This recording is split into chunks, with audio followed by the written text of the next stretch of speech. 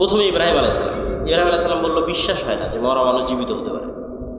বিশ্বাস আছে কিন্তু ইয়াকিন হয় না, ইতমিনান নাই। আল্লাহ বললো 4টে পাখি নিয়ে আসো, জবাই করো, 4টে পাহাড়ে দাও, নাম ধরে ডাকো। জবাই করলো, 4টে পাহাড়ে দিল, নাম ধরে ডাকলো, উড়ে আসলো। ঠিকই তো, মরা পাখি জীবিত হয়ে গেল। বিশ্বাস। এক নবী এক গ্রামের পাশ দিয়ে যাচ্ছে, পুরো গ্রাম বিরান গোরস্থান হয়ে গেছে, সব মানুষ মরে শেষ, সাপ। নবী বলছে যে এই মরা বিরান গ্রামকে আল্লাহ কিভাবে জীবিত করবে, মনে মনে বলছে। তো আল্লাহ ওই নবীকে ইনস্ট্যান্ট মৃত্যু দিয়েছে 100 বছর। 100 বছর পর নবীকে জীবিত করেছে। যে নবীকে জিজ্ঞেস করে, তুমি বলো কতদিন মৃত অবস্থায় ছিল? মুসা আলাইহিস সালাতু ওয়াস সালামকে বানু ইসরাঈল বলে, লান নারাল্লাহ হাত্তা লান নুমিনা হাত্তা নারাল্লাহ জাহরাতান, আমরা ততক্ষণ পর্যন্ত ঈমান আনয়ন করব না আল্লাহকে যতক্ষণ না দেখব। মুসা আলাইহিস সালাম 70 জনকে নিয়ে তুর পাহাড়ে গেল। আল্লাহর তাজাল্লিতে সবগুলো স্পটেড, ইনস্ট্যান্ট মরে গেছে। মুসা আলাইহিস সালাম আল্লাহর কাছে দোয়া করলো, তুম্মা বা'আসনাকুম মিন বা'দি মাউতিকুম, তোমাদের মৃত্যুর পর তোমাদের পুনরায় জীবিত করে দিলাম। তারপর আসহাবে কাহফের ঘটনা, 309 বছর প্রায় মৃত, কিন্তু মানুষ দেখলে মনে করবে জীবিত। আর এবার ঈসা আলাইহিস সালাম, মৃতকে জীবিত করা ডাল ভাত। ঈসা আলাইহিস সালাম মৃতকে জীবিত করা, ঠিক আপনি বাড়িতে যেমন ডাল আর ভাত রান্না করেছেন এরকম। ঈসা আলাইহিস সালাম যে কোনো একটা মাটি নিবে, আল্লাহ কোরআনে বলেছে, কোরআনে যে কোনো একটা মাটি নিবে, মাটি নিয়ে বিসমিল্লাহ, মাটিতে ফু দিবে, জীবন্ত পাখি হয়ে আকাশে উড়ে যাবে। বলে আল্লাহ। রাত দিন উনি মানুষকে করে দেখিয়েছে। কবরের পাশে যাবে মৃত মানুষ, সে বিইজনিল্লাহ আল্লাহর আদেশে জীবিত হয়ে যাবে, মানুষ জীবিত হয়ে যাবে। অন্ধ মানুষ বিসমিল্লাহ বিইজনিল্লাহ আল্লাহর আদেশে চক্ষুস্মান হয়ে যাবে, চক্ষুস্মান হয়ে যাবে। তাহলে ঈসা আলাইহিস সালামের হাতে মৃতকে জীবিত করা ছিল এক প্রকার আপনার বাড়িতে যেমন আপনি ডাল এবং ভাত রান্না করে, যেটা যেমন ইজি, ঠিক তো হয়েছে। এবার গায়েবের পর্দা খুলতে খুলতে খুলতে খুলতে কিয়ামতের পূর্ব মুহূর্তে আসবে দাজ্জাল। দাজ্জালকে আল্লাহ এই ক্ষমতা দিয়ে দেবে। দাজ্জাল মানুষকে বলবে যে আমাকে আল্লাহ হিসেবে বিশ্বাস হয় না, তো তোমার দাদা কতদিন আগে মারা গেছে? তো বলে আমার দাদা 10-15 বছর আগে মারা গেছে। তোমার বাপ 5 বছর আগে মারা গেছে। ঠিক আছে, তোমার বাপ আর তোমার দাদাকে আমি নিয়ে আসতেছি কবর থেকে উঠিয়ে। এবং বাস্তব সত্য কবর থেকে জীবিত উঠে তার বাপ এবং দাদা তার সামনে এসে হাজির হয়েছে। তার থেকে 100 বছর আগে, ঠিক আপনার কাছে যেমন কোনো মানুষের 100 বছর আগে মারা যাওয়া কোনো মানুষকে যদি বলেন আমার এখন কথা ডাইরেক্ট আমেরিকায় শোনা যাচ্ছে, ইম্পসিবল। তো ঠিক আজ থেকে জানি না, হয়তো কাল পরশুর মধ্যে হতে পারে, কেন কি আমাদের ঘটনার কোনো সময়সীমা কেউ জানে না, 500 বছরের মধ্যে হতে পারে। মানুষ দেখবে যে তার বাপ দাদা, তার আত্মীয় স্বজন, মৃত আত্মীয় স্বজন কবর থেকে জীবিত অবস্থায় উঠে আসতেছে। তো কিয়ামত ঘটার আগেই মৃত ব্যক্তিকে জীবিত করাকে ডাল ভাত বানিয়ে দেওয়া হবে মানুষের হাত দিয়ে। তাহলে আল্লাহ পারবে না মানুষকে জীবিত করতে? কি বলে? আরে একবার ঈসা আলাইহিস সালাম মৃতকে জীবিত করেছে, আর একবার দাজ্জাল মৃতকে জীবিত করবে। মানুষ মৃত মানুষকে জীবিত করবে, আল্লাহ পারবেন না মৃতকে জীবিত করতে? এই জন্য বলছি যে এগুলো গায়েবের পর্দা উন্মোচন হয়ে যাচ্ছে। আপনার কথায় আমার কথা এখন আমেরিকায় শোনা যাচ্ছে, আর আল্লাহ শুনতে পাচ্ছেন না। আমার কথা অটোমেটিক সব রেকর্ড হয়ে থেকে যাচ্ছে, লাইভ হয়ে থেকে যাচ্ছে, দেখা যাচ্ছে, আর আল্লাহ সুবহানাহু ওয়া তাআলা পারবেন না। আমার ফিঙ্গারপ্রিন্ট দিয়ে মানুষ আমাকে অপরাধী হিসেবে ধরে ফেলতেছে, কারো ফিঙ্গারপ্রিন্টের সাথে মিলে না। আমি এখানে যদি এখন ছাপ দিয়ে চলে যাই, তাহলে এখানে যে আমি ছাপ দিয়েছিলাম, এটা এরপরে যদি কেউ ছাপ না দেয়, কালকে এটা ফরেনসিক রিপোর্ট করলে বেরিয়ে যাবে যে ওই আব্দুল্লাহর পাসপোর্টও এখানে ছাপ দিয়েছিল। তাহলে হাতের মধ্যে এমন কি আছে, যদি আল্লাহ কিয়ামতের মাঠে যদি বলে যে হ্যাঁ এই হাত কথা বলো, এগুলো সবগুলোর মধ্যে সেভ হয়ে আছে। কোনো কিছু পৃথিবী থেকে হারায় না, কোনো কিছু হারাচ্ছে না। হিসাব আল্লাহ সুবহানাহু ওয়া তাআলার হিসাব নেওয়া এবং পুনরায় পরকাল বাস্তবায়ন করা এত সহজ, এত বাস্তব। সম্মানিত উপস্থিতি, তাহলে ঈমান বিল গায়ব যখনই আপনি বিশ্বাস করে নেবেন যে হ্যাঁ পরকাল ঘটবে, না ঘটে গেছে, মরবো, না মরে গেছে, তাহলে এবার জীবনের সিদ্ধান্ত নেওয়া সহজ হবে। যে কোনো ইসলামী দল যখন মনে করে নেবে যে না আমরা সবাই শহীদ হয়ে গেছি, আমরা সবাই মারা গেছি, কেন এই জীবনের তো কোনো মূল্য না ইসলামের দৃষ্টিতে। আল্লাহ, মৃত্যু মানে আল্লাহর সাথে সাক্ষাৎ। তো যখনই আপনি পরকালকে অতীত ধরে নেবেন, তখন আপনার সব সিদ্ধান্ত দেখবেন সঠিক সিদ্ধান্ত নিচ্ছেন, বিজয় দ্রুত আসতেছে। আর যখন ধরে নেবেন না এই দুনিয়ায় সব কিছু, দুনিয়াতেই আমার সব কিছু করে শেষ করতে হবে, তাহলে আর এই ইসলামের বিজয়ও আপনার হাত দিয়ে সম্ভব নয়, আর আপনার বাস্তব জীবনেও আপনি সাকসেসফুল হতে পারবেন না। অতএব বস্তুবাদী দুনিয়ামুখী জীবন বাদ দিয়ে পরকালমুখী, মৃত্যুর পর আবার জীবিত হবেন, হিসাব নেওয়া হবে, এই চিন্তা, ফেরেশতা আছে, ফেরেশতা আপনাকে সহযোগিতা করতেছে, ফেরেশতার সাথে বন্ধুত্ব, ফেরেশতার অস্তিত্বের প্রতি গভীর অবিচল আস্থা, ফেরেশতাকে দেখতেও পেয়ে যেতে পারে। আপনার ইমান বিল গায়ব বাড়তে থাকলে ওরকম হয়েও যেতে পারে, অস্বাভাবিক কিছু নয়। খুব মজার মজার কয়েকটা ঘটনা আপনাদের সামনে বলবো, যেই ঘটনাগুলো একটা আর একটার সাথে কানেক্ট করলে আপনি দেখবেন যে ফেরেশতা চরিত্র সাহাবীদের সামনে কেমন ছিল আর আমাদের সামনে কেমন। মজার মজার ঘটনা। সাদ বিন মুআজ নামে এক বিখ্যাত সাহাবী, আউস এবং খাজরাজ গোত্রের নেতা, আনসারী সাহাবী, খন্দকের যুদ্ধে শহীদ হয়েছে। রাসূল সাল্লাল্লাহু আলাইহি সাল্লাম বলছে, সাদ বিন মুআজের জানাজায় ৭০,০০০ ফেরেশতা অংশগ্রহণ করেছে। জাবের রাদিয়াল্লাহু তাআলা আনহু উহুদের যুদ্ধে শহীদ হয়েছে। জাবের রাদিয়াল্লাহু তাআলার পিতা। তো জাবের রাদিয়াল্লাহু তাআলা আনহু যখন তার পিতার মৃত্যুতে কাঁদছেন, তখন রাসূল সাল্লাল্লাহু আলাইহি সাল্লাম বলছেন, জাবের তুমি কাঁদছো, তোমার পিতার লাশ এই মুহূর্তে ফেরেশতারা ঘিরে রেখেছে, ছায়া দিয়ে রেখেছে, তুমি কাঁদিও না। হানজালা রাদিয়াল্লাহু তাআলা আনহু শহীদ হয়েছে। তো হানজালা রাদিয়াল্লাহু তাআলা আনহু বাসর ঘর থেকে বের হয়ে গিয়ে যুদ্ধে অংশগ্রহণ করেছে। তো সাহাবীরা তাকে ফরজ গোসল দেওয়ার জন্য গোসল দিবে। রাসূল সাল্লাল্লাহু আলাইহি সাল্লাম বলছে, হানজালাকে গোসল দেওয়ার দরকার নেই, এই জন্য যে অলরেডি ফেরেশতারা তাকে গোসল দিয়ে ফেলেছে, ইতিমধ্যেই ফেরেশতারা তাকে গোসল দিয়ে ফেলেছে। এগুলো সব রাসূল সাল্লাল্লাহু আলাইহি ওয়াসাল্লামের জীবদ্দশায় সাহাবীদের উপস্থিতিতে পরস্পরের কথায় কিভাবে ফেরেশতাদের কথাটা আসতেছে সেটার কিছু উদাহরণ। আব্দুর রহমান বিন আওফ রাদিয়াল্লাহু তাআলা আনহু বলছে যে আমি যুদ্ধ করছি, তো আমার দুই পাশে দুইজন সাদা পোশাকধারী ব্যক্তি খুব ভয়ঙ্করভাবে যুদ্ধ করতেছে। আমি এদের কোনোদিন মদিনাতে আগেও কোনোদিন দেখিনি, পরেও কোনোদিন দেখিনি। তো রাসূল সাল্লাল্লাহু আলাইহি ওয়াসাল্লামকে এই ঘটনা জানালে রাসূল সাল্লাল্লাহু আলাইহি ওয়াসাল্লাম বললেন, এরা ছিল জিবরাইল এবং মিকাইল, যুদ্ধ করার জন্য এসেছে। এক সাহাবী এক মুশরিককে আঘাত করার জন্য যুদ্ধের মাঠে তাকে তাড়া করতেছে। আমি সংক্ষেপে বলে যাচ্ছি, শুধু বাংলা সংক্ষেপে বলতেছি। তাড়া করতেছেন, তো অদৃশ্য থেকে আওয়াজ আসতো, আকদিম ইয়া হাইজুম। আওয়াজ আসার পর এবার সাহাবী যখন তাকে হামলা করতে যাবে, তো দেখে ওই ব্যক্তি আগেই উল্টে পড়ে আছে এবং তার ক্ষত স্থান থেকে রক্ত বের হচ্ছে, আহত স্থান থেকে। সাহাবী এই ঘটনা রাসূল সাল্লাল্লাহু আলাইহি সাল্লামকে বললে, আল্লাহর নবী বললেন, এটা তৃতীয় আসমান থেকে আসা ফেরেশতার আক্রমণ ছিল। এই ফেরেশতা তৃতীয় আসমান থেকে এসেছিল, তৃতীয় আসমান থেকে আসা ফেরেশতার আক্রমণ। খন্দকের যুদ্ধ থেকে রাসূল সাল্লাল্লাহু আলাইহি সাল্লাম যখন খন্দকের যুদ্ধে বিশাল ঝড় হয়ে মক্কার কাফের মুশরিকরা সব পালিয়ে গেছে, 10,000 সেনাবাহিনী 1 মাস যাবৎ মদিনা ঘেরাও করে রেখেছিল। তা আল্লাহর নবী মনে করে যে যুদ্ধ শেষ, তারা তো চলে গেছে। উনি বাড়িতে এসে অস্ত্র রেখে 1 মাসে প্রচুর টেনশন গেছে, তার উপরে প্রচুর পরিশ্রম গেছে, খাদ্যের সংকট, যোগাযোগ বিচ্ছিন্ন, কষ্ট, পেটে পাথর বেঁধে রাখার যে ঘটনাগুলো সেগুলো এখনকার।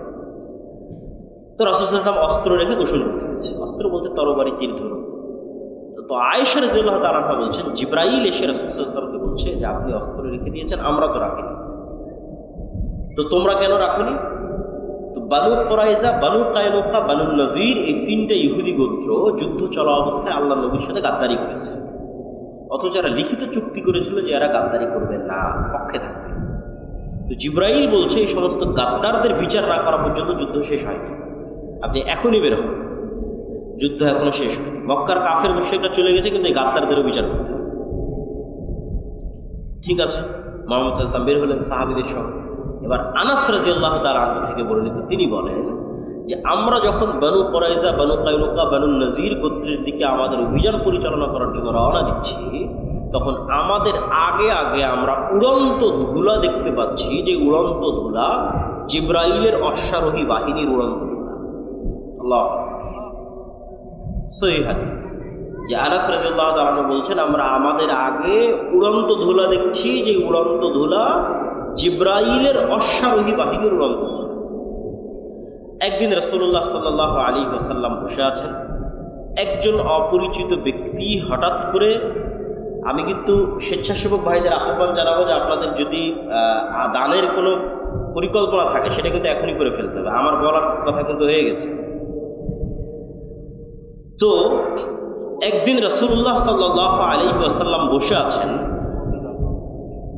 একজন অপরিচিত ব্যক্তি মসজিদের মধ্যে প্রবেশ করেছে। ওমর রাদিয়াল্লাহু তাআলা আনহু বলছেন যে আমরা তাকে মদিনায় আগেও কোনোদিন দেখিনি, পরেও কোনোদিন দেখিনি, আর তার শরীরে সফরের কোনো আলামত নাই। আর এটা বিমানের সফর নয়, মরুভূমির সফর। আমি বিমানে ঢাকা থেকে এসে এখন আপনার এখানে পৌঁছেছি, তারপরেও একটু ঘামের আলামত আছে, একটু খাবার খেয়েছি বা কোথাও চলেছি, তার একটু ময়লা লাগার আলামত আছে। সফরে যে আছে তার আলামত আছে বিমানে সফর করার পর। আর ওই যুগের সফর মরুভূমির সফর, ঘোড়ায় হবে, উঠে হবে। তো এসে আল্লাহ নবীকে জিজ্ঞেস করছে ঈমান কাকে বলে, ইসলাম কাকে বলে, ইহসান কাকে বলে, কিয়ামত কখন হবে। সব উত্তর দেওয়ার পর আল্লাহর নবী বলছে জানো এটা কে ছিল? বলে না। তো বলে এটা জিবরাইল ছিল, তোমাদেরকে দ্বীন শেখানোর জন্য এসেছিল।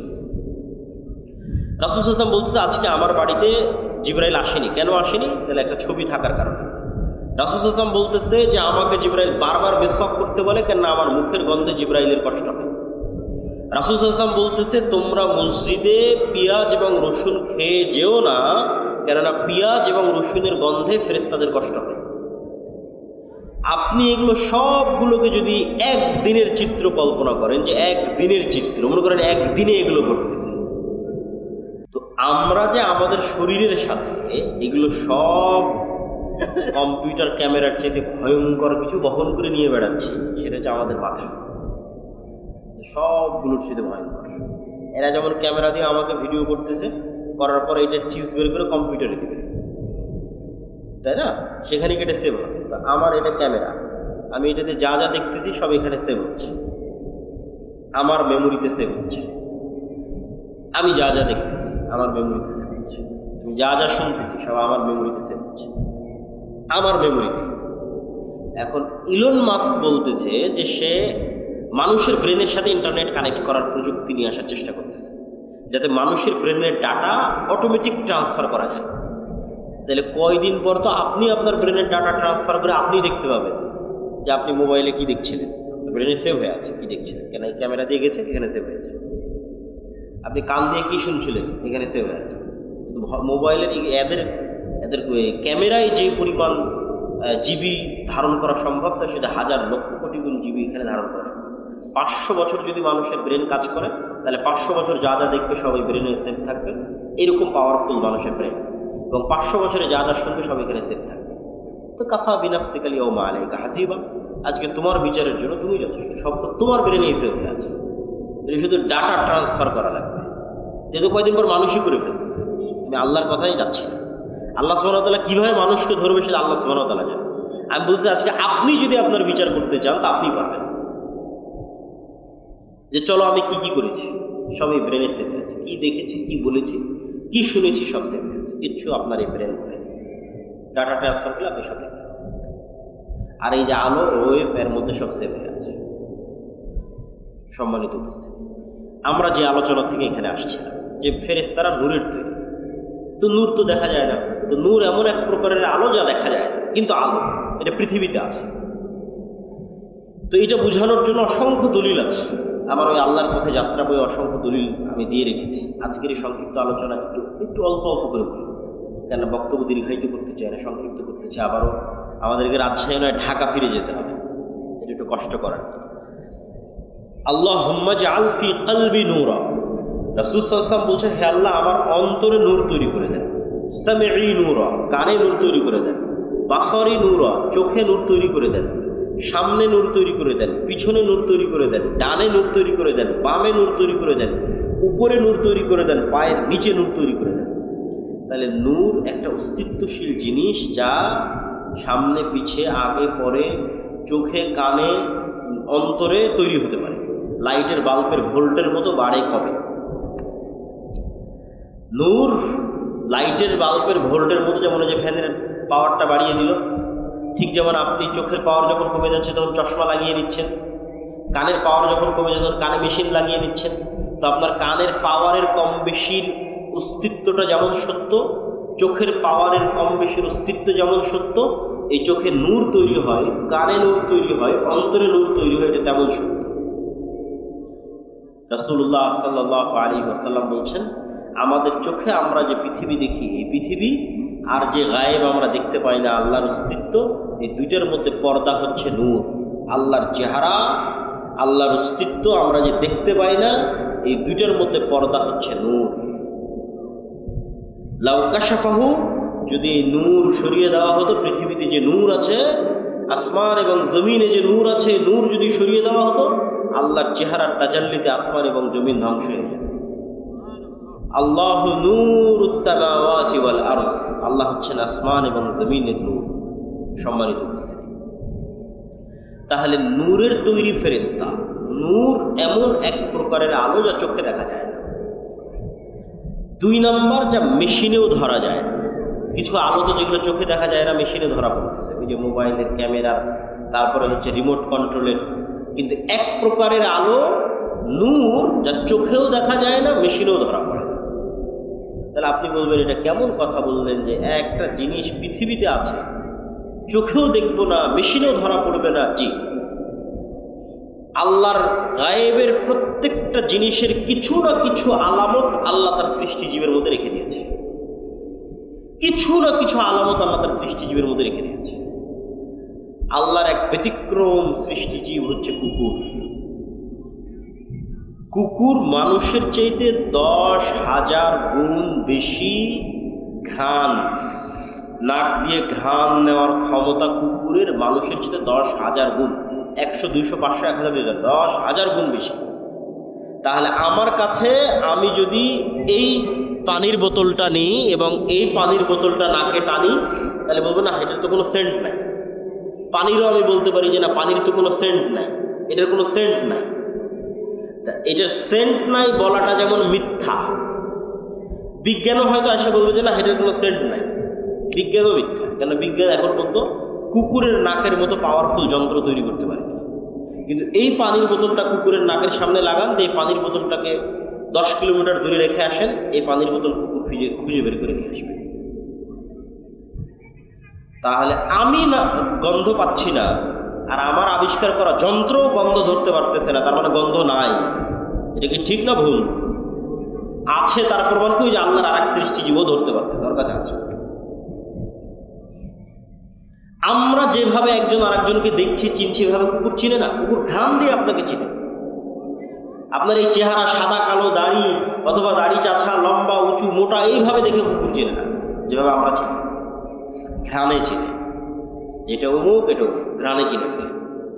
ওইভাবে দেখতেই পায় না কুকুর। আমরা যেভাবে দেখি এভাবে দেখতেই পায় না, তো ওভাবে দেখে চিনবি কি? ওকে আল্লাহ দিয়েছে ঘ্রাণ শক্তি। ঠিক হাতি সহ এরকম কিছু প্রাণী আছে যাদের দিয়েছে শ্রবণ শক্তি, খুব সূক্ষ্ম, একদম ভয়ঙ্কর লেভেলের সূক্ষ্ম। মানুষের যে 2-3 হাজার যন্ত্র ওই লেভেলে সূক্ষ্ম নয়। তাহলে একটা আওয়াজ আমি শুনতে পাচ্ছি না, তার মানে ওই আওয়াজটা নাই, মিথ্যা কথা। একটা আওয়াজ কোনো যন্ত্র শুনতে পাচ্ছে না পৃথিবীর, তার মানে আওয়াজটা নাই, মিথ্যা কথা। যে কবরের আওয়াজের আওয়াজ তো আমি শুনতে পাই না, মুগুর দিয়ে তো পিটাচ্ছে, কই আমি তো শুনতে পাচ্ছি না, চিৎকার করতেছে, আমি তো শুনতে পাচ্ছি না, তার মানে আওয়াজ হচ্ছে না। ওই লেভেলের আওয়াজ শোনার ক্ষমতা আপনার নাই, কিন্তু ওই লেভেলের আওয়াজ শোনার ক্ষমতা আল্লাহর কিছু কিছু প্রাণীর আছে। তো ঠিক পৃথিবীতে এমনও আলো আছে যে আলো দেখার ক্ষমতা আল্লাহর কিছু প্রাণীর আছে। যেমন কুকুরকে শয়তানের আলো দেখার ক্ষমতা দেওয়া আছে, মোরগকে ফেরেশতার নূর, নূর যেই লেভেলের আলো, ওই লেভেলের আলো দেখার সক্ষমতা মোরগকে, মুরগিকে দেওয়া আছে ফজরের সময় যখন সে চিৎকার করে। সম্মানিত উপস্থিতি, তাহলে পৃথিবীতে নূর অস্তিত্বশীল এবং ফেরেশতারা নূরের তৈরি, এবং ফেরেশতাদের অস্তিত্ব আমাদের সাথে সম্পৃক্ত কতটা বাস্তব আমি না বুঝাতে পারলে সেটা আমার ব্যর্থতা, কিন্তু আমি বুঝানোর তারপর চেষ্টা করব। ঈমান বিল গায়েবকে ইয়াকিনের স্তরে নিয়ে যাওয়া। ঈমান বিল গায়েবের 6টা বিশ্বাস মুসলমানদের নাই, সেটাকে ইয়াকিনের স্তরে নিয়ে যাওয়া যায় কিনা, পারলে সফল, না পারলে ব্যর্থ, সেটা আমার ব্যর্থতা। সেটা হচ্ছে যে ফেরেশতা অস্তিত্বশীল, এদের অস্তিত্বটা কতটা বাস্তব। আপনি জন্মের পর, পৃথিবীতে জন্মের পরে সর্বপ্রথম আপনার মাকে দেখেছেন, আমি যদি বলি আপনার মা নাই, জীবনও বিশ্বাস করবেন না। তারপরে আপনি বিবাহ শাদী করার পর আপনার ছেলে আপনার চোখের সামনে হয়েছে, আমি যদি বলি এটা আপনার ছেলে নয়, আপনি জীবনও বিশ্বাস করবেন। তাহলে আপনার ছেলের অস্তিত্ব আপনার কাছে যতটা সত্য, আপনার মায়ের অস্তিত্ব আপনার কাছে যতটা সত্য, এর চেয়ে অনেক বেশি গুণে সত্য আপনার সাথে ফেরেশতার অস্তিত্ব। কেন আপনার সাথে ফেরেশতার অস্তিত্ব এর চেয়ে বেশি গুণে সত্য? কেননা আপনার আদি পিতা আদম আলাইহিস সালাতু ওয়াস সালাম পৃথিবীতে সৃষ্টি হওয়ার পর প্রথমে তার মাকে দেখেনি। পৃথিবীতে সৃষ্টি হওয়ার পর বন্ধু হিসেবে প্রথমে তার ভাইকে, বোনকে, মাকে, বাপকে, চাচাকে, মামাকে, খালাকে, স্ত্রীকে, এগুলোকে পাই। সৃষ্টি হওয়ার পর চোখ খুলে সর্বপ্রথম যদি দেখে থাকে তাহলে পৃথিবীর ভিন্ন জগতের দুই প্রাণীকে দেখেছে, একটার নাম ফেরেশতা আর একটার নাম জিন। তাহলে মানুষের সাথে মানুষের সম্পর্ক বেশি মজবুত হলো না মানুষের সাথে ফেরেশতার জিনের সম্পর্ক বেশি মজবুত হলো? বলেন এবার আমাকে। ফেরেশতার জিনের সম্পর্ক বেশি মজবুত। জন্মের পর তো তৈরি হওয়ার পর আর একটা মানুষকে দেখিনি, প্রথম দেখেছি ফেরেশতাকে, প্রথম দেখেছি জিন। তাহলে আমার সাথে পৃথিবীর আর যে কারো অস্তিত্বের চাইতে, আর যে কোনো বন্ধুর চাইতে, আর যে কোনো ব্যক্তির চাইতে বেশি অস্তিত্বশীল, বেশি বাস্তব ফেরেশতার অস্তিত্ব। ওর দেখেই তো আমার যাত্রা শুরু। وَإِذْ قَالَ رَبُّكَ لِلْمَلَائِكَةِ إِنِّي جَاعِلٌ فِي الْأَرْضِ خَلِيفَةً قَالُوا أَتَجْعَلُ فِيهَا مَن يُفْسِدُ فِيهَا وَيَسْفِكُ الدِّمَاءَ। যখন আল্লাহ ফেরেশতাদের ডেকে বললেন, এই ফেরেশতারা, আমি পৃথিবীতে আমার প্রতিনিধি সৃষ্টি করতে চাই, খলিফা সৃষ্টি করতে চাই। বললেন, আল্লাহ আপনার তাসবিহ তাহলিল করার জন্য তো আমরা আছি, করার সৃষ্টি করার কি দরকার? তোমরা তা জানো না যা আমি জানি। তারপরে আল্লাহ আদমকে সৃষ্টি করলেন, করার পর ফেরেশতাদের বললেন তোমরা সিজদা করো। তো প্রথম পরিচয়ই হলো ফেরেশতাদের সাথে। আর এখন কেউ বিশ্বাস করে না ফেরেশতা আছে, এমনি মুখে বলছে ফেরেশতা আছে, ফেরেশতার উপর ঈমান আনবে, বলার সময় বলেছে, অন্তরে নাই। এবার দুই একটা উদাহরণে যাব আমরা, যে আল্লাহর নবীর যুগে সাহাবীরা ফেরেশতাদের উপর কেমন বিশ্বাস রাখত। আমরা আজকে ঈমান বিল গায়েবের শুধু একটা পয়েন্টের আলোচনা করতেছি, ফেরেশতা।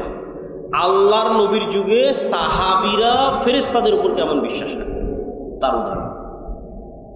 তবে তার আগে 2 মিনিট একটু গুরুত্বপূর্ণ জরুরি কথা, সেটা হচ্ছে আমরা যে মসজিদের আয়োজনে এখানে উপস্থিত হয়েছি, এই মসজিদটি একটি নির্মাণাধীন মসজিদ, এবং আমাকে যেভাবে বলা হয়েছে যে ছাদ অথবা কোনো একটা জায়গায় গিয়ে কাজ আটকে আছে। তো আপনারা যারা এখানে উপস্থিত হয়েছেন সকলের প্রতি দত্ত আহ্বান থাকবে যে পরকালের আল্লাহ সুবহানাহু ওয়া তাআলার দরবারে আপনাদের যে ব্যাংক অ্যাকাউন্ট ওপেন করা আছে, যেটাতে লাভের মাত্রার কোনো পার্সেন্টেজের কোনো সীমা নাই, বরং বাড়তেই থাকবে, বাড়তেই থাকবে, বাড়তেই থাকবে, এবং যেটা দিয়ে কিয়ামতের মাঠের অসংখ্য বিপদ থেকে বাঁচা যাবে। কোথাও ইবাদতের কমতি থাকলে সেটা কাভার দেওয়া যাবে, ব্যাকআপ দেওয়া যাবে, কোথাও গুনাহ থাকলে সেটার কাফফারায় ব্যাকআপ দেওয়া যাবে, কোথাও কোনো মানুষের হক নষ্ট হয়ে থাকলে সেটার কাফফারায় ব্যাকআপ দেওয়া যাবে। কিয়ামতের মাঠে যেহেতু কোনো মুদ্রা টাকা পয়সা থাকবে না, সেহেতু আগে থেকেই টাকা পয়সা পাঠিয়ে রাখা ভালো। তা আগে থেকে টাকা পয়সা পাঠানো থাকলে এবং আল্লাহ সেগুলোকে বাড়াতে থাকলে কিয়ামতের মাঠে বিপদের সময় এই পাঠানো টাকাগুলো কাজে লাগবে। ঠিক দুনিয়াতে যেমন জমানো টাকা বিপদের সময় কাজে লাগে, কিয়ামতের মাঠে জমানো টাকা বিপদের সময় কাজে লাগবে। তো কেউ যদি স্বেচ্ছাসেবকরা থাকে, যদি যায়, আপনারা সহযোগিতা করবেন। আমরা আমাদের বক্তব্য সামনে আগাই। মুহাম্মদ সাল্লাল্লাহু আলাইহি ওয়াসাল্লামের যুগে সাহাবীদের বিশ্বাস ফেরেশতার উপরে। খুব মজার মজার কয়েকটা ঘটনা আপনাদের সামনে বলবো, যেই ঘটনাগুলো একটা আরেকটার সাথে কানেক্ট করলে আপনি দেখবেন যে ফেরেশতা চরিত্র সাহাবীদের সামনে কেমন ছিল আর আমাদের সামনে কেমন। মজার মজার ঘটনা। সাদ বিন মুআজ নামে এক বিখ্যাত সাহাবী, আউস এবং খাজরাজ গোত্রের নেতা, আনসারী সাহাবী, খন্দকের যুদ্ধে শহীদ হয়েছে। রাসূল সাল্লাল্লাহু আলাইহি সাল্লাম বলছে, সাদ বিন মুআজের জানাজায় ৭০,০০০ ফেরেশতা অংশগ্রহণ করেছে। জাবের রাদিয়াল্লাহু তাআলা আনহু উহুদের যুদ্ধে শহীদ হয়েছে। জাবের রাদিয়াল্লাহু তাআলার পিতা। তো জাবের রাদিয়াল্লাহু তাআলা আনহু যখন তার পিতার মৃত্যুতে কাঁদছেন, তখন রাসূল সাল্লাল্লাহু আলাইহি সাল্লাম বলছেন, জাবের তুমি কাঁদছো, তোমার পিতার লাশ এই মুহূর্তে ফেরেশতারা ঘিরে রেখেছে। ছায়া দিয়ে রেখেছি, তুমি কাঁদিও না। হানজালা রাদিয়াল্লাহু তাআলা আনহু শহীদ হয়েছেন। তো হানজালা রাদিয়াল্লাহু তাআলা আনহু বাসর ঘর থেকে বের হয়ে গিয়ে যুদ্ধে অংশগ্রহণ করেছেন। তো সাহাবীরা তাকে ফরজ গোসল দেওয়ার জন্য গোসল দিবেন। রাসূল সাল্লাল্লাহু আলাইহি ওয়াসাল্লাম বলছে হানজালাকে গোসল দেওয়ার দরকার নেই, এই জন্য যে অলরেডি ফেরেশতারা তাকে গোসল দিয়ে ফেলেছে, ইতিমধ্যেই ফেরেশতারা তাকে গোসল দিয়ে ফেলেছে। এগুলো সব রাসূল সাল্লাল্লাহু আলাইহি ওয়াসাল্লামের জীবদ্দশায় সাহাবীদের উপস্থিতিতে পরস্পরের কথায় কিভাবে ফেরেশতাদের কথাটা আসতেছে সেটার কিছু উদাহরণ। আব্দুর রহমান বিন আওফ রাদিয়াল্লাহু তাআলা আনহু বলছে যে আমি যুদ্ধ করছি, তো আমার দুই পাশে দুইজন সাদা পোশাকধারী ব্যক্তি খুব ভয়ঙ্করভাবে যুদ্ধ করতেছে। আমি এদের কোনোদিন মদিনাতে আগেও কোনোদিন দেখিনি, পরেও কোনোদিন দেখিনি। তো রাসূল সাল্লাল্লাহু আলাইহি ওয়াসাল্লামকে এই ঘটনা জানালে রাসূল সাল্লাল্লাহু আলাইহি ওয়াসাল্লাম বললেন এরা ছিল জিবরাইল এবং মিকাইল, যুদ্ধ করার জন্য এসেছে। এক সাহাবী এক মুশরিককে আঘাত করার জন্য যুদ্ধের মাঠে তাকে তাড়া করতেছে। আমি সংক্ষেপে বলে যাচ্ছি, শুধু বাংলা সংক্ষেপে বলতেছি। তাড়া করতেছেন, তো অদৃশ্য থেকে আওয়াজ আসলো আকদিম ইয়া হাইজুম। আওয়াজ আসার পর এবার সাহাবী যখন তাকে হামলা করতে যাবে, তো দেখে ওই ব্যক্তি আগেই উল্টে পড়ে আছে এবং তার ক্ষত স্থান থেকে রক্ত বের হচ্ছে, আহত স্থান থেকে। সাহাবী এই ঘটনা রাসূল সাল্লাল্লাহু আলাইহি ওয়াসাল্লামকে বললে আল্লাহর নবী বললেন এটা তৃতীয় আসমান থেকে আসা ফেরেশতার আক্রমণ ছিল। এই ফেরেশতা তৃতীয় আসমান থেকে এসেছিল, তৃতীয় আসমান থেকে আসা ফেরেশতার আক্রমণ। খন্দকের যুদ্ধ থেকে রাসূল সাল্লাল্লাহু আলাইহি ওয়াসাল্লাম যখন খন্দকের যুদ্ধে বিশাল ঝড় হয়ে মক্কার কাফের মুশরিকরা সব পালিয়ে গেছে, 10,000 সেনাবাহিনী 1 মাস যাবৎ মদিনা ঘেরাও করে রেখেছিল। তা আল্লাহর নবী মনে করে যে যুদ্ধ শেষ, তারা তো চলে গেছে। উনি বাড়িতে এসে অস্ত্র রেখে 1 মাসে প্রচুর টেনশন গেছে, তার উপরে প্রচুর পরিশ্রম গেছে, খাদ্যের সংকট, যোগাযোগ বিচ্ছিন্ন, কষ্ট, পেটে পাথর বেঁধে রাখার যে ঘটনাগুলো সেগুলো এখনকার। তো রাসূল সাল্লাল্লাহু আলাইহি ওয়াসাল্লাম অস্ত্র রেখে গোসল করতেছে, অস্ত্র বলতে তরবারি, তীর ধনুক। তো আয়েশা রাদিয়াল্লাহু তাআলা আনহা বলছেন জিবরাইল এসে রাসূল সাল্লাল্লাহু আলাইহি ওয়াসাল্লামকে বলছে যে আপনি অস্ত্র রেখে দিয়েছেন, আমরা তো রাখিনি, তো তোমরা কেন রাখনি? তো বানু কুরাইজা, বানু কায়নুকা, বানু নযীর এই 3টে ইহুদি গোত্র যুদ্ধ চলা অবস্থায় আল্লাহর নবীর সাথে গাদ্দারি করেছে, অথচ এরা লিখিত চুক্তি করেছিল যে এরা গাদ্দারি করবে না, পক্ষে থাকবে। তো জিবরাইল বলছে এই সমস্ত গাদ্দারদের বিচার না করা পর্যন্ত যুদ্ধ শেষ হয়নি, আপনি এখনই বের হন, যুদ্ধ এখনো শেষ হয়নি। মক্কার কাফের মুশরিকরা চলে গেছে, কিন্তু এই গাদ্দারদেরও বিচার করতে হবে। ঠিক আছে, মুহাম্মদ সাল্লাল্লাহু আলাইহি ওয়াসাল্লাম বের হলেন সাহাবীদের সঙ্গে। এবার আনাস রাদিয়াল্লাহু তাআলা আনহু থেকে বর্ণিত, তিনি বলেন যে আমরা যখন বানু কুরাইজা, বানু কায়নুকা, বানু নযীর গোত্রের দিকে আমাদের অভিযান পরিচালনা করার জন্য রওনা দিচ্ছি, তখন আমাদের আগে আগে আমরা উড়ন্ত ধুলা দেখতে পাচ্ছি, যে উড়ন্ত ধুলা জিবরাইলের অশ্বারোহী বাহিনীর উড়ন্ত ধুলা। আল্লাহ, সহিহ হাদিস যে আনাস রাদিয়াল্লাহু তাআলা আনহু বলছেন আমরা আমাদের আগে উড়ন্ত ধুলা দেখছি, যে উড়ন্ত ধুলা জিবরাইলের অশ্বারোহী বাহিনীর উড়ন্ত ধুলা। একদিন রাসূলুল্লাহ সাল্লাল্লাহু আলাইহি ওয়াসাল্লাম বসে আছেন, একজন অপরিচিত ব্যক্তি হঠাৎ করে, আমি কিন্তু স্বেচ্ছাসেবক ভাইদের আহ্বান জানাবো যে আপনাদের যদি দানের কোনো পরিকল্পনা থাকে সেটা কিন্তু এখনই করে ফেলতে হবে, আমার বলার কথা কিন্তু হয়ে গেছে। তো একদিন রাসূলুল্লাহ সাল্লাল্লাহু আলাইহি ওয়াসাল্লাম বসে আছেন, একজন অপরিচিত ব্যক্তি মসজিদের মধ্যে প্রবেশ করেছে। ওমর রাদিয়াল্লাহু তাআলা আনহু বলছেন যে আমরা তাকে মদিনায় আগেও কোনোদিন দেখিনি, পরেও কোনোদিন দেখিনি, আর তার শরীরে সফরের কোনো আলামত নাই, আর এটা বিমানের সফর নয়, মরুভূমির সফর। আমি বিমানে ঢাকা থেকে এসে এখন আপনার এখানে পৌঁছেছি, তারপরেও একটু ঘামের আলামত আছে, একটু খাবার খেয়েছি বা কোথাও চলেছি, তার একটু ময়লা লাগার আলামত আছে, সফরে যে আছি তার আলামত আছে বিমানে সফর করার পর। আর ওই যুগের সফর মরুভূমির সফর, ঘোড়ায় হবে, উঠে হবে। তো এসে আল্লাহ নবীকে জিজ্ঞেস করছে ঈমান কাকে বলে, ইসলাম কাকে বলে, ইহসান কাকে বলে, কিয়ামত কখন হবে, সব উত্তর দেওয়ার পর আল্লাহর নবী বলছে জানো এটা কে ছিল? বলে না। তো বলে এটা জিবরাইল ছিল, তোমাদেরকে দ্বীন শেখানোর জন্য এসেছিল। রাসূল সাল্লাল্লাহু আলাইহি ওয়াসাল্লাম বলছে আজকে আমার বাড়িতে জিবরাইল আসেনি। কেন আসেনি? তাহলে একটা ছবি থাকার কারণে।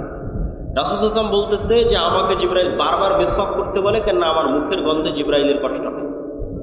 রাসূল সাল্লাল্লাহু আলাইহি ওয়াসাল্লাম বলতেছে তোমরা মসজিদে পেঁয়াজ এবং রসুন খেয়ে যেও না, কেননা পেঁয়াজ এবং রসুনের গন্ধে ফেরেশতাদের কষ্ট হয়।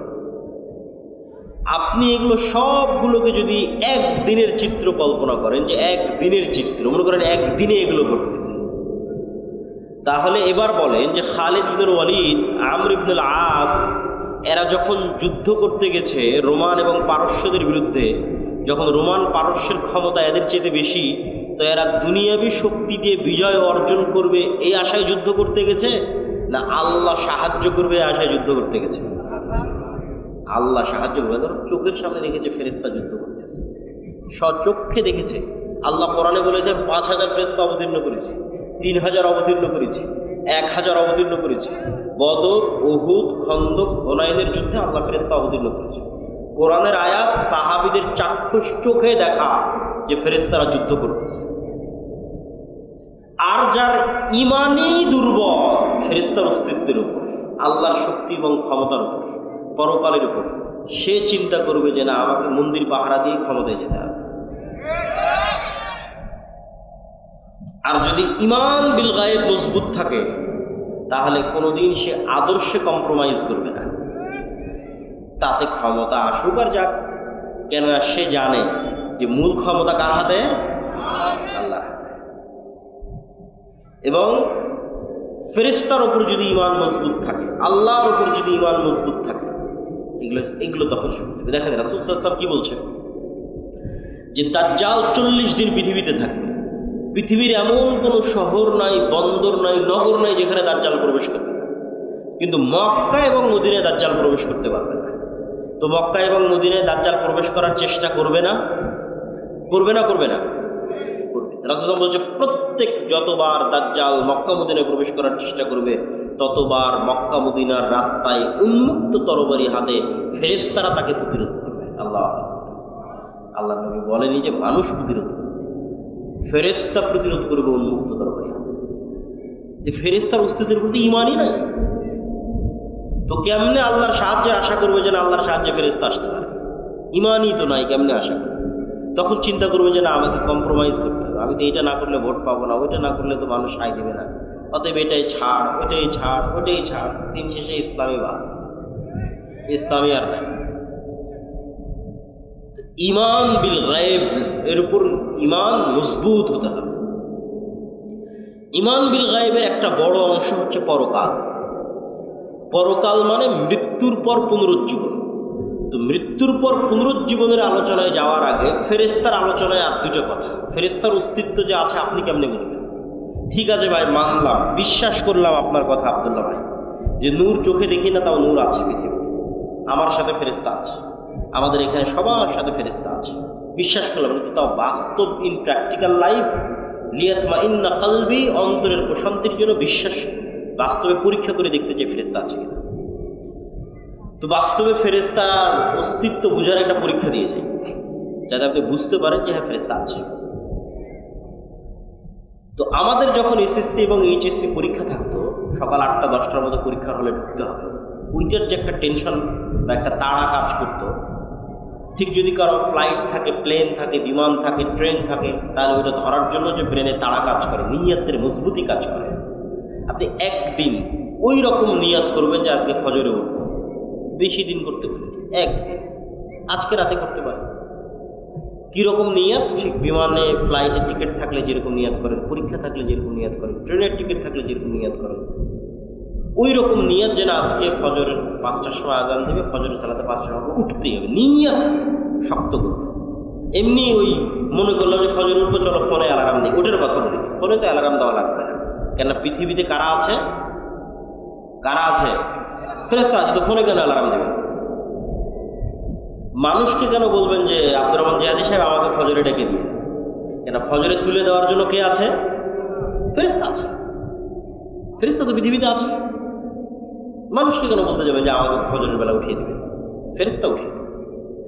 এটা আপনি বাস্তবিক প্র্যাকটিক্যাল পরীক্ষা করবেন যে ফেরেশতা আপনাকে উঠিয়ে দিচ্ছে কিনা, আপনি উঠতে পারছেন কিনা। কোনো মানুষকে বলার দরকার নেই যে আমাকে ফজর উঠাতে হবে, কোনো মোবাইলে অ্যালার্মের দরকার নেই যে আমাকে ফজর উঠাতে হবে। তারপরে আপনি শক্ত নিয়তে ঘুমিয়ে যান এবং ঠিক রাসূল সাল্লাল্লাহু আলাইহি ওয়াসাল্লামের সুন্নাত অনুযায়ী ঘুমিয়ে যান। রাসূল কি বলছে? যে আপনার মাথার কাছে একজন ফেরেশতা পাহারাদার অবস্থায় থাকবে ফজর পর্যন্ত। তাহলে এখন আপনাকে ফজরে উঠিয়ে দেওয়ার দায়িত্ব ফেরেশতার। আল্লাহ সুবহানাহু ওয়া তাআলা এভাবেই পৃথিবী সেট করে রেখেছে। তো কেমনে আপনাকে ঘুম থেকে উঠিয়ে দেবে সে জানে। এখন মশার কামড়ে উঠিয়ে দিবে, না ঝাপটা আওয়াজে উঠিয়ে দিবে, না আপনার বাচ্চা কাঁদার মাধ্যমে উঠিয়ে দিবে, না কিসের মাধ্যমে উঠাবে সেটা ফেরেশতার দায়িত্ব। না কোনোদিন ফজরের আজান আপনার কানে ঢুকে না, আজকে ঠিকই ফজরের আজান কানে ঢুকে গেছে। কেন ফজরের আজান কানে ঢুকতে বাধা হয়ে থাকতো কে? শয়তান। কে বাধা হয়ে থাকতো? শয়তান। আজকে ফেরেশতা ঢুকতে দিয়েছে, শয়তানের বাধা সরে গেছে, ফেরেশতা ঢুকতে দিত, ফজরের আজানই ডাইরেক্ট কানে ঢুকে গেছে, আপনি এমনি উঠে গেছে। কোনো না কোনো ওয়ে ব্যবহার করে আপনি ঈমান বিল গায়েবের বিশ্বাসের মজবুতির মাত্রা যত উঁচু লেভেলে যাবে, গায়েবের অস্তিত্বের প্রমাণ তত বাস্তবে ফিল করবেন। ঈমান বিল গায়েবের উপর বিশ্বাসের মাত্রা যত উঁচু লেভেলে যাবে, মাত্রা যদি সাহাবীদের লেভেলে যায় তাহলে ফেরেশতা আবারও যুদ্ধ করার জন্য নামবে। এটাই ঠিক। মানে বিশ্বাসের মাত্রা যদি সাহাবীদের লেভেলে যায় তাহলে বাস্তবে সচক্ষে আবারও ফেরেশতাদের যুদ্ধ করতে দেখা যাবে। কিন্তু ওই লেভেলে মাত্রা নাই, যাচ্ছে না, নেওয়া যাচ্ছে না। কেননা আমরা সবাই হয়ে আছি শয়তানের বন্ধু, শয়তানের দোষর। কেমনি আপনার কাছে ফেরেশতা আসবে আপনি বলেন? যেখানে রাসূল সাল্লাল্লাহু আলাইহি ওয়াসাল্লাম বলছে যে পেঁয়াজ এবং রসুনের গন্ধে ফেরেশতারা কষ্ট পায়, আর আল্লাহ নবী তো পেঁয়াজ রসুন খেতই না, ফেরেশতা কষ্ট পাবে। তো এমনি এতবার মেসওয়াক করতে যাতে জিবরাইল কষ্ট না পায়, আর আপনি সারাদিন বিড়ি আর সিগারেট নিয়ে বসে আছেন, তাহলে আপনার কাছে ফেরেশতা যাবে? আপনার কাছে ফেরেশতা যাবে না। আপনার সাথে কে আছে সবসময় বলেন তো? শয়তান আছে। আপনি সিরিয়াস বিশ্বাস করেন আপনার আশেপাশের যত বন্ধু অস্তিত্বশীল আছে এদের অস্তিত্ব যত সত্য, আল্লাহর কসম, ওয়াল্লাহি আল্লাহর কসম, ওয়াল্লাহি আল্লাহর কসম, আপনার সাথে ফেরেশতার অস্তিত্ব তত সত্য, আপনার সাথে শয়তানের অস্তিত্ব তত সত্য। তা আপনি তো শয়তান যেটা যেটা পছন্দ করেন ওইটা ওইটা আপনার সাথে ধরে রেখেছেন, তাহলে তো সবসময় আপনার সাথে শয়তান আছে। আল্লাহ নবী বলছে যেই ঘরে ছবি মূর্তি আছে, যেই ঘরে কুকুর আছে, ওই ঘরে কে ঢোকে না? ঘরে ফেরেশতা ঢোকে না। কেউ যদি কোনো ঘরে ঢোকার সময় বলে আসসালামু আলাইকুম, তাহলে ওখান থেকে কে পালিয়ে যায়? শয়তান পালিয়ে যায়। আর যদি আসসালামু আলাইকুম না বলে তাহলে শয়তান আরো ডাক দেয়, আসো এখানে থাকো। তাহলে আপনার কাজের মাধ্যমে আপনি কাকে বন্ধু বানিয়ে রেখেছেন আপনি বলবেন। ফেরেশতারা পবিত্রতা পছন্দ করে। কোনো একটা মানুষ যদি অজু ভাঙলেই উজু করে এরকমও যদি কোনো মানুষ পৃথিবীতে থাকে, তাহলে ওই মানুষ দুনিয়াতে থাকা অবস্থায় ফেরেশতাদের মতো স্বভাব অবলম্বন করতেছে, আছে দুনিয়াতে কিন্তু আসলে ফেরেশতা। কেননা ফেরেশতারা যেমন সবসময় পবিত্র ও পবিত্র। আর একজন পেশাব থেকে যত্ন নেয় না, কোথায় দাঁড়িয়ে পেশাব করছে, কোথায় পেশাব নিয়ে পানি নিচ্ছেন, তাহলে ওর সাথে সবসময় কে আছে? তাহলে ও কিভাবে হেদায়েত প্রাপ্ত হবে? আর ওর আন্দোলন মিছিলে আর কিভাবে আপনার সাহায্য নেমে আসবে? আর ওর ভোটে কিভাবে আর ইসলাম বিজয় হবে? গায়েবের মদত ছাড়া, কেন এটা আল্লাহর দিন, গায়েবের মদত, অদৃশ্যের সাহায্য ছাড়া ইসলামের বিজয় সম্ভব না। দুনিয়ার লজিকে মুসা আলাইহিস সালাম কোনোদিন ফিরআউনের উপর বিজয় লাভ করবে না, সম্ভব না। গাজার মানুষের চেয়ে দুর্বল ছিল মুসা আলাইহিস সালাম, দুনিয়ার লজিকে বিজয় সম্ভব। কিন্তু মুসার বিজয় সম্ভব হয়েছে আল্লাহর শক্তিকে, আল্লাহর ক্ষমতা। পৃথিবীর সব নবী রাসূল যুগে যুগে যা হয়েছে সব আল্লাহর সাহায্য, আল্লাহর শক্তি, আল্লাহর ক্ষমতা, আল্লাহ তার ফেরেশতাদের সাহায্য করেছে। তো ঈমান বিল গায়েবের আরেকটা অংশ যেটা একটু না বললেই নয়, সেটা হচ্ছে পরকাল। এই পরকালের কথাটুকু বলে আমরা বক্তব্যের শেষের দিকে যাব। পরকাল মানে মৃত্যুর পর জীবিত হওয়া। আপনারা কোনোদিন দেখেছেন কোনো মৃত মানুষকে জীবিত হতে? একটু কথা বলেন, কোনো মৃত মানুষকে জীবিত হতে দেখেছেন? দেখেন। এখন যদি কোনো মৃত মানুষ কবর থেকে উঠে আসে বিশ্বাস করবেন? বিশ্বাস করবেন না, মনে হয় অবিশ্বাস। আচ্ছা, আজ থেকে 100 বছর আগে যদি আপনাকে বলা হতো যে আপনার কথা আপনি এখানে বলবেন, আমেরিকায় শোনা যাবে, বিশ্বাস করতেন? বিশ্বাস করতেন না। ওমর রাদিয়াল্লাহু তাআলা আনহুর বিষয়ে একটা রিওয়ায়াত পাওয়া যায় যে উনি মসজিদে নববীর মেম্বারে বসে আওয়াজ দিয়েছেন, যুদ্ধের মাঠে গিয়ে সে আওয়াজ শোনা গেছে। ইরাকে সিরিয়ায় যুদ্ধের মাঠে আওয়াজ শোনা গেছে। তো ওই এরকম যদি কেউ বলতে যে না এখানে আওয়াজ দিব আমেরিকায় শোনা যাবে, ভুয়া কথা কোত্থেকে বলে, বিশ্বাস অসম্ভব। তো বিজ্ঞানের মাধ্যমে আমি মনে করি আমার এই ধারণা ভুল হতে পারে। সায়েন্স অ্যান্ড টেকনোলজির মাধ্যমে আল্লাহ গায়েবের পর্দাগুলোকে সরিয়ে দিচ্ছে। বহুদিন যাবত এগুলো সব গায়েব ছিল, এই গায়েবের পর্দাগুলো সরে যাচ্ছে। কিয়ামত যত নিকটে আসবে গায়েবের পর্দা তত দ্রুত সরতে থাকবে। গায়েবের পর্দা সরতে সরতে সরতে সরতে কোন লেভেলে যাবে জানেন? পৃথিবীর সবচেয়ে বড় গায়েব, যে মৃত মানুষ জীবিত হবে, এটাও মানুষ সচক্ষে দেখবে। এই দুনিয়াতে মানুষ সচক্ষে দেখবে যে মৃত মানুষ জীবিত হচ্ছে। কিয়ামত হওয়ার আগে, আমি কিয়ামত হওয়ার পরের কথা বলি। গায়েবের পর্দা অলরেডি সরাসরি হয়ে গেছে। তো এই গায়েবের পর্দা সরতে সরতে সরতে সরতে সরতে সরতে সরতে সরতে ওই জায়গায় গিয়ে ঠেকবে যে মানুষ দেখবে মৃত মানুষ জীবিত হচ্ছে। তো মৃত মানুষকে জীবিত করা, আল্লাহ ডাল ভাত করার পরেই কিয়ামত দেবে। মৃত মানুষ জীবিত হওয়া এটা গায়েব, আপনার কাছে ইম্পসিবল মনে হচ্ছে, পৃথিবীতে এটা আল্লাহ সুবহানাহু ওয়া তাআলা ডাল ভাত করে দেবে। এই জন্য আগেও কয়েকবার এটাকে ডাল ভাত করা আছে। কিভাবে?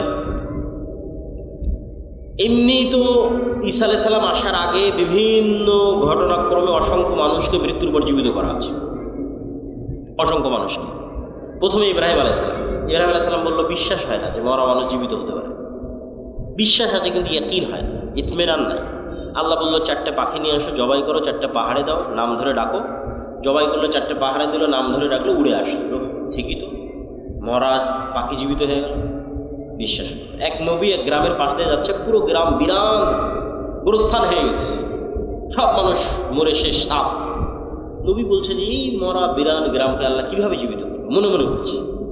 তো আল্লাহ ওই নবীকে ইনস্ট্যান্ট মৃত্যু দিয়েছে 100 বছর। 100 বছর পর নবীকে জীবিত করেছে। যে নবীকে জিজ্ঞেস করতে বলো কতদিন মৃত অবস্থায় ছিল। মুসা আলাইহিস সালাতু ওয়াস সালাম বানু ইসরাঈলের বলে, লান নারাল্লাহ হাত্তা লান নুমিনা হাত্তা নারাল্লাহ জাহরাতান, আমরা ততক্ষণ পর্যন্ত ঈমান আনয়ন করব না আল্লাহকে যতক্ষণ না দেখব। মুসা আলাইহিস সালাম 70 জনকে নিয়ে তুর পাহাড়ে গেল, আল্লাহর তাজাল্লিতে সবগুলো স্পটেড, ইনস্ট্যান্ট মরে গেছে। মুসা আলাইহিস সালাম আল্লাহর কাছে দোয়া করলো, তুম্মা বা'আসনাকুম মিন বা'দি মাউতিকুম, তোমাদের মৃত্যুর পর তোমাদের পুনরায় জীবিত করে দিলাম। তারপর আসহাবে কাহফের ঘটনা, 309 বছর প্রায় মৃত, কিন্তু মানুষ দেখলে মনে করবে জীবিত। আর এবার ঈসা আলাইহিস সালাম, মৃতকে জীবিত করা ডাল ভাত। ঈসা আলাইহিস সালাম মৃতকে জীবিত করা, ঠিক আপনি বাড়িতে যেমন ডাল আর ভাত রান্না করেছেন এরকম। ঈসা আলাইহিস সালাম যে কোনো একটা মাটি নিবে, আল্লাহ কোরআনে বলেছে, কোরআনে যে কোনো একটা মাটি নিবে, মাটি নিয়ে বিসমিল্লাহ, মাটিতে ফু দিবে, জীবন্ত পাখি হয়ে আকাশে উড়ে যাবে। বলে আল্লাহ। রাত দিন উনি মানুষকে করে দেখিয়েছে। কবরের পাশে যাবে মৃত মানুষ, সে বিইজনিল্লাহ আল্লাহর আদেশে জীবিত হয়ে যাবে, মানুষ জীবিত হয়ে যাবে। অন্ধ মানুষ বিসমিল্লাহ বিইজনিল্লাহ আল্লাহর আদেশে চক্ষুস্মান হয়ে যাবে, চক্ষুস্মান হয়ে যাবে। তাহলে ঈসা আলাইহিস সালামের হাতে মৃতকে জীবিত করা ছিল এক প্রকার আপনার বাড়িতে যেমন আপনি ডাল এবং ভাত রান্না করেন, এটা যেমন ইজি, ঠিক তেমন ইজি। এবার গায়েবের পর্দা খুলতে খুলতে খুলতে খুলতে কিয়ামতের পূর্ব মুহূর্তে আসবে দাজ্জাল। দাজ্জালকে আল্লাহ এই ক্ষমতা দিয়ে দেবে। দাজ্জাল মানুষকে বলবে যে আমাকে আল্লাহ হিসেবে বিশ্বাস হয় না, তো তোমার দাদা কতদিন আগে মারা গেছে? তো বলে আমার দাদা 10-15 বছর আগে মারা গেছে। তোমার বাপ? আমার বাপ 5 বছর আগে মারা গেছে। ঠিক আছে, তোমার বাপ আর তোমার দাদাকে আমি নিয়ে আসতেছি কবর থেকে উঠিয়ে। এবং বাস্তব সত্য কবর থেকে জীবিত উঠে তার বাপ এবং দাদা তার সামনে এসে হাজির হয়েছে। তার থেকে 100 বছর আগে, ঠিক আপনার কাছে যেমন কোনো মানুষের 100 বছর আগে মারা যাওয়া কোনো মানুষকে যদি বলেন আমার এখন কথা ডাইরেক্ট আমেরিকায় শোনা যাচ্ছে, ইম্পসিবল। তো ঠিক আজ থেকে জানি না, হয়তো কাল পরশুর মধ্যে হতে পারে, কেন কি আমাদের ঘটনার কোনো সময়সীমা কেউ জানে না, 500 বছরের মধ্যে হতে পারে। মানুষ দেখবে যে তার বাপ দাদা, তার আত্মীয় স্বজন, মৃত আত্মীয় স্বজন কবর থেকে জীবিত অবস্থায় উঠে আসতেছে। তো কিয়ামত ঘটার আগেই মৃত ব্যক্তিকে জীবিত করাকে ডাল ভাত বানিয়ে দেওয়া হবে মানুষের হাত দিয়ে। তাহলে আল্লাহ পারবে না মানুষকে জীবিত করতে? কি বলে? আরে একবার ঈসা আলাইহিস সালাম মৃতকে জীবিত করেছে, আর একবার দাজ্জাল মৃতকে জীবিত করবে। মানুষ মৃত মানুষকে জীবিত করবে, আল্লাহ পারবেন না মৃতকে জীবিত করতে? এই জন্য বলছি যে এগুলো গায়েবের পর্দা উন্মোচন হয়ে যাচ্ছে। আপনার কথায় আমার কথা এখন আমেরিকায় শোনা যাচ্ছে আর আল্লাহ শুনতে পাচ্ছেন না। আমার কথা অটোমেটিক সব রেকর্ড হয়ে থেকে যাচ্ছে, লাইভ হয়ে থেকে যাচ্ছে, দেখা যাচ্ছে, আর আল্লাহ সুবহানাহু ওয়া তাআলা পারবেন না। আমার ফিঙ্গারপ্রিন্ট দিয়ে মানুষ আমাকে অপরাধী হিসেবে ধরে ফেলতেছে, কারো ফিঙ্গারপ্রিন্টের সাথে মিলে না। আমি এখানে যদি এখন ছাপ দিয়ে চলে যাই, তাহলে এখানে যে আমি ছাপ দিয়েছিলাম, এরপরে যদি কেউ ছাপ না দেয়, কালকে এটা ফরেনসিক রিপোর্ট করলে বেরিয়ে যাবে যে ওই আবদুল্লাহর পাসপোর্টও এখানে ছাপ দিয়েছিল, তাহলে এই হাতের মধ্যে এমন কি আছে যদি আল্লাহ কিয়ামতের মাঠে যদি বলে যে হ্যাঁ এই হাত কথা বলো, এগুলো সবগুলোর মধ্যে সেভ হয়ে আছে। কোনো কিছু পৃথিবী থেকে হারায় না, কোনো কিছু হারাচ্ছে না। হিসাব আল্লাহ সুবহানাহু ওয়া তাআলার হিসাব নেওয়া এবং পুনরায় পরকাল বাস্তবায়ন করা এত সহজ, এত বাস্তব। সম্মানিত উপস্থিতি, তাহলে ঈমান বিল গায়ব যখনই আপনি বিশ্বাস করে নেবেন যে হ্যাঁ পরকাল ঘটবে, না ঘটে গেছে, মরব না মরে গেছে, তাহলে এবার জীবনের সিদ্ধান্ত নেওয়া সহজ হবে। যে কোনো ইসলামী দল যখন মনে করে নেবে যে না আমরা সবাই শহীদ হয়ে গেছি, আমরা সবাই মারা গেছি, কেন এই জীবনের তো কোনো মূল্য না ইসলামের দৃষ্টিতে। আল্লাহ, মৃত্যু মানে আল্লাহর সাথে সাক্ষাৎ। তো যখনই আপনি পরকালকে অতীত ধরে নেবেন, তখন আপনার সব সিদ্ধান্ত দেখবেন সঠিক সিদ্ধান্ত নিচ্ছেন, বিজয় দ্রুত আসতেছে। আর যখন ধরে নেবেন না এই দুনিয়ায় সব কিছু, দুনিয়া দিয়ে আমার সব কিছু করে শেষ করতে হবে, তাহলে আর এই ইসলামের বিজয়ও আপনার হাত দিয়ে সম্ভব নয়, আর আপনার বাস্তব জীবনেও আপনি সাকসেসফুল হতে পারবেন না। অতএব বস্তুবাদী দুনিয়ামুখী জীবন বাদ দিয়ে পরকালমুখী, মৃত্যুর পর আবার জীবিত হবেন, হিসাব নেওয়া হবে, এই চিন্তা, ফেরেশতা আছে, ফেরেশতা আপনাকে সহযোগিতা করতেছে, ফেরেশতার সাথে বন্ধুত্ব, ফেরেশতার অস্তিত্বের প্রতি গভীর অবিচল আস্থা, ফেরেশতাকে দেখতেও পেয়ে যেতে পারে। আপনার ঈমান বিল গায়ব বাড়তে থাকলে ওরকম হয়েও যেতে পারে, অস্বাভাবিক কিছু নয়। সম্মানিত উপস্থিতি, বক্তব্যের শেষের দিকে এসে কয়েকটা জরুরি কথা। আল জামিয়া সালাফিয়া আর দাওয়া ইলাল্লাহ, মাসিক আল ইতিসাব, মাকতাবাতুস সালাফ, এগুলোর নাম আপনারা কখনো শুনেছেন কিনা, শোনেন কিনা জানি না। হয়তো এমনি দাওয়াত দেন, বক্তব্য দিতে আসি চলে যায়। এই যে আজকে এসেছি, আবার কবে আসবো কোনো গ্যারেন্টি আছে? বলেন আছে? মৃত্যু হয়ে যেতে পারে। আর এই সারা বাংলাদেশের কত গ্রাম, কত জেলা, কোন জায়গায় আবারও যাওয়া হবে আর কোন জায়গায় আবারও যাওয়া হবে না, কোনো গ্যারেন্টি নেই। কিন্তু প্রতি মাসে আমরা যে মাসিক আল ইতিসাবে লিখতেছি, আমি নিজে তিনটে প্রবন্ধ লিখি। একটা হচ্ছে সম্পাদকীয়টা লিখি, যেমন প্রথমে আজকের এটাতে আছে হামাস ইসরায়েলের যুদ্ধবিরতি, গাজার ভবিষ্যৎ কি, এটা এই মাসের সম্পাদকীয় আমার লেখা। এবং 2টা প্রবন্ধ লিখি, তাহলে মোট 3টে লিখি প্রতি মাসে। তাহলে আমি এখানে আর আসতে পারি আর না পারি, এখানকার কোনো মানুষ যদি নিয়মিত মাসিক আল ইতিসাব নেয়, তাহলে ওর কাছে আমার নিয়মিত কথা যাচ্ছে না? যাচ্ছে না? নিয়মিত আমার কথা যাচ্ছে। আর যদি মনে করেন আজকেই বক্তব্য দিয়ে শেষ, আর 5 বছরে আমিও আসলাম না, আপনার সাথে আমার আর দেখাও হলো না, আপনাকে আর দাওয়াতও দিতে পারলাম না। এই জন্য আমাদের লেখনীকে, আমাদের অন্য আর যে কার্যক্রমগুলো আছে, যেমন দাওয়া ইলাল্লাহর কাজ কি, বক্তব্য, এত বলি সুমন ভাইকে, মনিরকে, যে এইভাবে নয়, দাওয়াতি কাজের মাধ্যমে প্রোগ্রাম করতে হবে, কিন্তু বুঝাতে পারি না। হয়তো আমার ব্যর্থতা, ওই জন্য বুঝাতে পারি না। আমরা আলহামদুলিল্লাহ অন্যান্য জায়গায় সফল হয়েছি, সফল কাম হয়েছে। আমাদের গাইবান্ধা জেলায় মক্তব চলতেছে, আরও বহু জেলায়, সারা বাংলাদেশে 600 মক্তব ট্রেনিং প্রাপ্ত। ট্রেনিং প্রাপ্ত মানে এই সমস্ত 600 মক্তবের শিক্ষকেরা জামিয়া সালাফে ডাঙ্গিপাড়াতে ফ্রি থাকা, খাওয়া এবং যাতায়াত খরচ, এবং ওই 600টা মক্তবের ছাত্রের ফ্রি বই, ছাত্রছাত্রী, কতগুলো জিনিস একটা আর একটা সাথে যুক্ত, 600। এই 600টা মক্তবের ক্ষেত্রে এই সবগুলো জিনিস ঘটেছে। মানে 600 মক্তবের ইমাম জামিয়া সালাফিতে এসেছে, 7 দিন ব্যাপী ট্রেনিং নিয়েছে, থেকেছে, তাদের থাকা খাওয়া খরচ, যারা ট্রেনিং দিয়েছে তাদের বেতন, তাদের যাতায়াত খরচ, আবার ওই মক্তবের ছাত্রছাত্রীর বই, সবগুলো আর দাওয়া ইলাল্লাহর পক্ষ থেকে বহন করা হয়েছে। এবছর আমরা দাওয়া ইলাল্লাহর জাতীয় মক্তব প্রতিযোগিতাকে টিভি চ্যানেলে নিয়ে যাচ্ছি। এইটার পিছনে খরচ আছে প্রায় 50 লক্ষ টাকার কাছাকাছি। টিভি চ্যানেলের সময় কেনা থেকে শুরু করে সম্পূর্ণ প্রজেক্টটা বাস্তবায়ন করা। আপনাদের ছেলেমেয়েরাই টিভিতে যাবে এবং কথা বলবে, তাদের জ্ঞানকে ছড়িয়ে দেবে। তাহলে এই যে একটা প্রসেসের সাথে যদি আপনারা যুক্ত হন, এটা স্থায়ী দাওয়াত। আমি সেখানে যাই আর না যাই, আমার ট্রেনিং প্রাপ্ত শিক্ষক ওখানে কোরআন শেখাচ্ছে। এটা চিন্তা করলেই মন ভালো হয়ে যায়, চিন্তা করলেই মন ভালো। আর যখন মনে করেন আমি এখানে আসলাম, খাওয়া আজকে বের হয়ে গেলাম, এখানে একটা বক্তব্য চালু করতে পারলাম না, তখন মনে হয় যে না, আমার এই দাওয়াতি সফরটা কল্যাণকর হলো না, সাদাকায় জারিয়াটা স্থায়ী হলো না। 2 ঘন্টা চিৎকার করলাম, মানুষ তো এখনকার এখন ভুলে যাবে। আর যদি না এখানে এই শিবগঞ্জ কানসাট অঞ্চলে আমার 10টা 50টা মক্তব চলে, তাহলে আমার মনে হবে যে না, ওই 10টা 50টা মক্তবে যে বাচ্চা কোরআন শিখতেছে ওর সাদাকায়ে জারিয়ার নেকি আমিও পাবো। কেন সেগুলোর আমরা খোঁজ খবর রাখতেছি, প্রতিযোগিতা আয়োজন করতেছি, তদারকি করতেছি।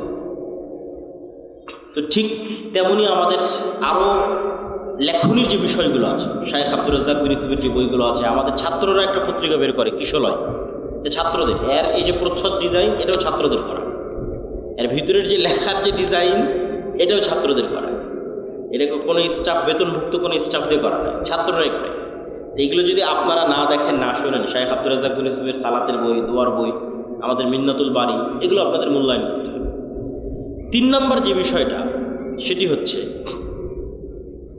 সমাজ থেকে অন্যায়কে উৎখাত করার আরেকটা বড় অন্যায় হচ্ছে সুদ। সমাজ থেকে যে সমস্ত অন্যায়কে উৎখাত করা উচিত বলে মনে হয় তার মধ্যে আরেকটা বড় অন্যায় কি বলেন তো? সুদ। কেন সুদ বড় অন্যায়? সুদ মানুষকে গোলাম বানায়। ফেরাউন বানু ইসরাইলদেরকে যে গোলাম বানাতো না, আপনি ইতিহাস পড়ে দেখেন, ওর গোলাম বানানোর আরেকটা মূলনীতি ছিল সুদ। ওদের সুদি লেনদেনের মাধ্যমে ওদেরকে গোলাম বানিয়ে রাখত। আল্লাহ নবী যখন মদিনায় যায় তখন মদিনায় সুদি কারবারির সবচেয়ে বড় ব্যবসা ইহুদিদের।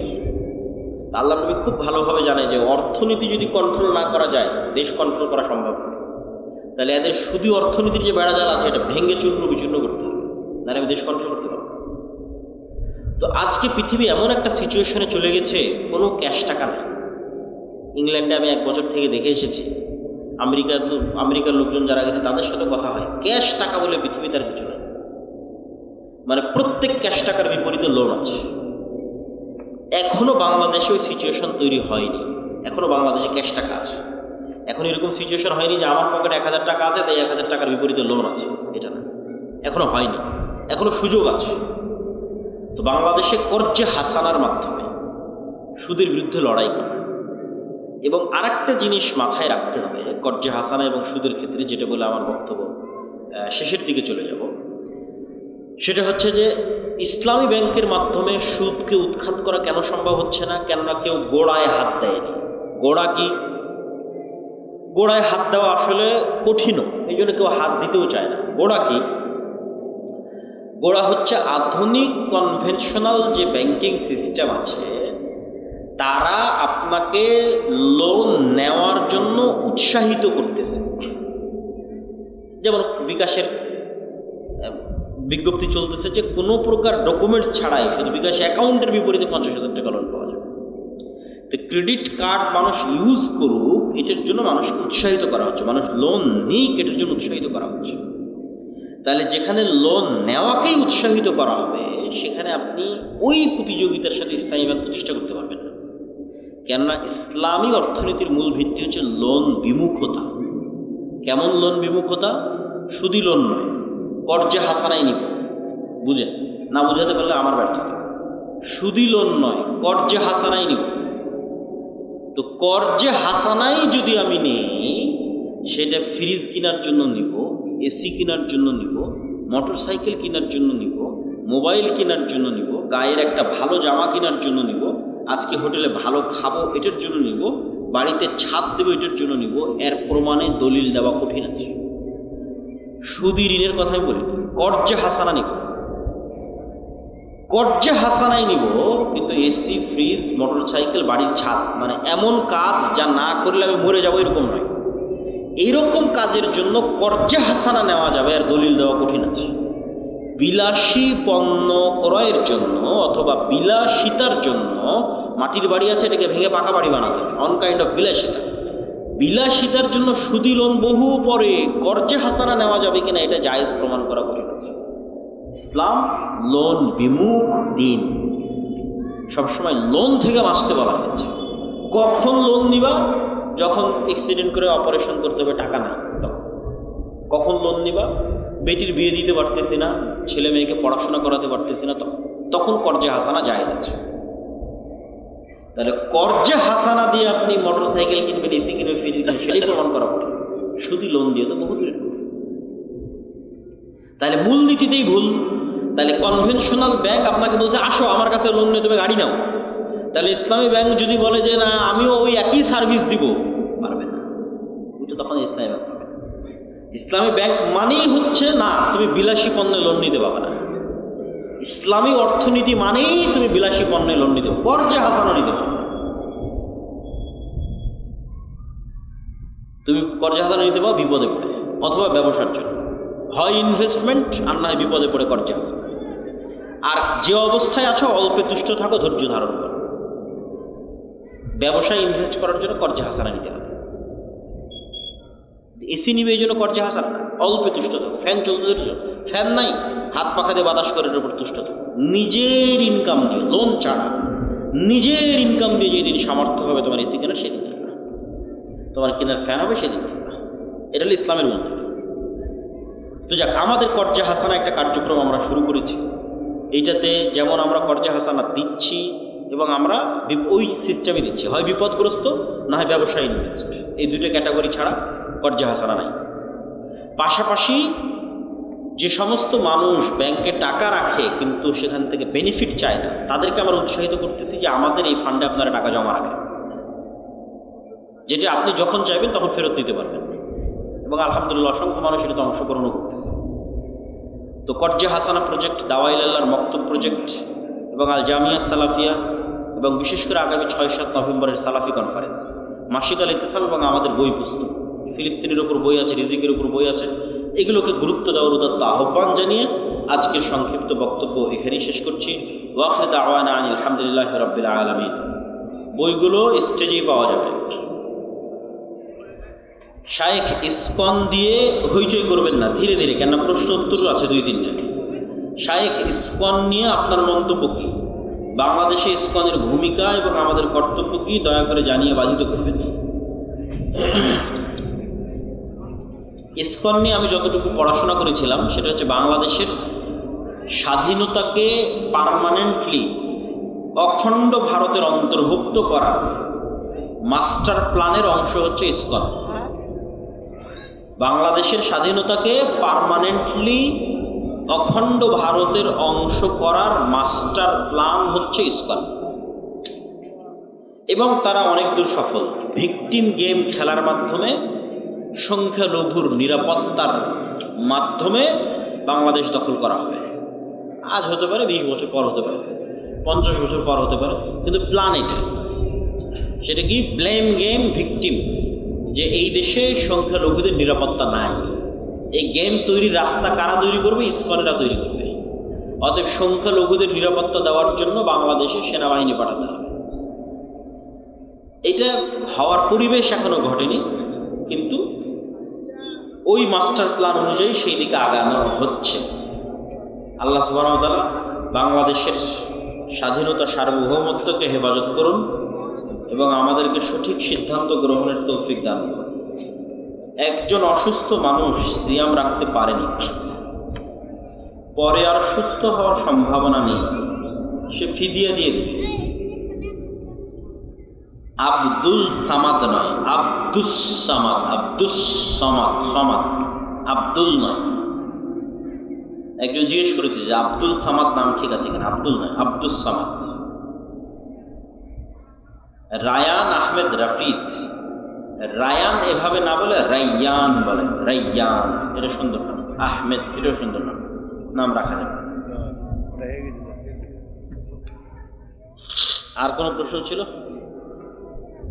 ঠিক আছে, সালাম। খুব সুন্দর পরামর্শ, আমাদেরও মাথায় আছে ইনশাআল্লাহ, আল্লাহ যদি তৌফিক দেয় ইনশাআল্লাহ। তো আমরা বৈঠক শেষে দোয়া করি, সুবহানাকা আল্লাহুম্মা ওয়া বিহামদিকা আশহাদু আল্লা ইলাহা ইল্লা আনতা আস্তাগফিরুকা ওয়া আতুবু ইলাইক। আসসালামু আলাইকুম ওয়া রাহমাতুল্লাহি ওয়া বারাকাতুহু।